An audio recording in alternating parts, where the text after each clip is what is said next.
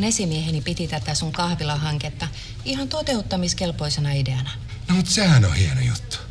Laina siis järjestyy. No periaatteessa kyllä. Miten niin periaatteessa? No tähän tarvittaisiin vielä 10% alkupääomaa käynnistämiskustannuksiin. Eikö tätä lainaa nyt mitenkään voisi myöntää täysmääräisenä? No ikävä kyllä ei. Päätös perustuu teidän aiempaan luottohistoriaan. No, niinpä tietysti. 10% tässä tapauksessa ei edes ole kovin paljon. Multa semmoisia rahoja löydy. Alkupääomasta puhumattakaan.